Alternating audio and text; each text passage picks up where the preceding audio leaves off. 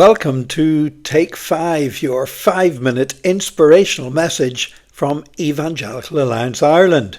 Now, if you have been regular viewers of the Take 5 videos or listeners on UCB radio to the Take 5s, you may notice a few changes in the format. We're still continuing posting these up online on YouTube. We're still broadcasting on UCB. We're also expanding these into podcasts.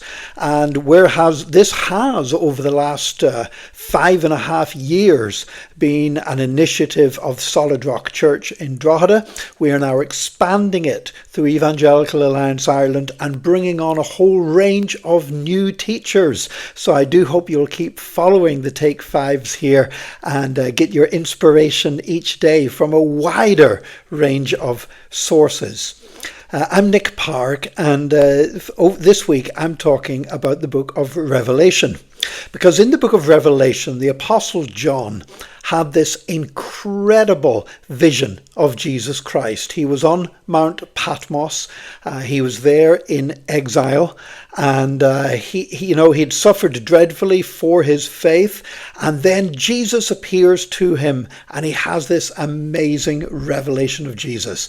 And just whenever you read the first chapter of Revelation, it's like John is struggling to put this divine vision. He's struggling to express this vision in human language. And what I love is after he describes Jesus in this incredible way, he says that, verse 17, "When I saw him, I fell at his feet as though dead." And what I love is that John knew Jesus. John knew Jesus really well. John had walked with Jesus for 3 years, talked with Jesus for 3 years. Those long walks through Galilee, up to Galilee, back down to Jerusalem, back up to Galilee. All the times they'd spoken together and talked together, they'd eaten meals together. Jesus did not rush the development of the disciples. It was a slow process. It wasn't like something being warmed up quickly in a microwave. It was like something being cooked in a slow cooker, developing the maturity in those disciples that he was going to send out into the world to establish his church. And John, of course, was so close to Jesus. He describes himself in his gospel as the disciple whom Jesus loved.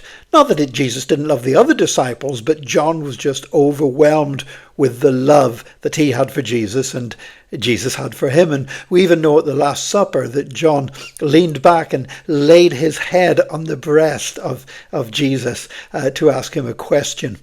And yet John, who knows Jesus so well, in this first chapter of Revelation, he has a vision of Jesus like he's never seen him before.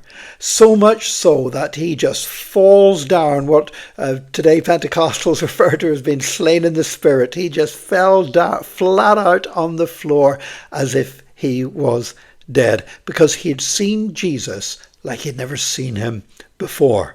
And I do believe that that's something that all of us need to seek. We need a revelation of Jesus, and we need an experience of Jesus that goes far beyond anything we have had up to this point. Doesn't matter how long you've been a Christian. You may be a very new believer. Perhaps you just came to Christ this last weekend.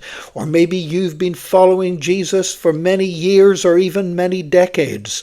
But I want to tell you, no matter how well you know Jesus, you can still have a revelation of him like you've never had before, and an experience like you've never had before. And John has that experience.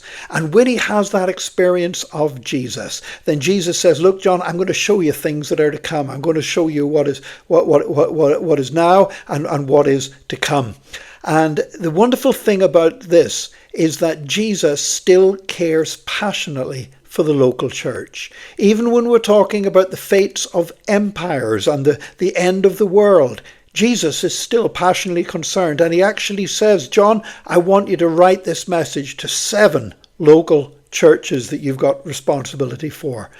And the thing I want us to take away from this today, from our Take 5 today, is that Jesus loves the local church, and he loves your local church. That place where you worship, that place where you gather together with local believers. Jesus loves that church. He loves you, and he loves everybody that gathers there. And he's got a word for his church.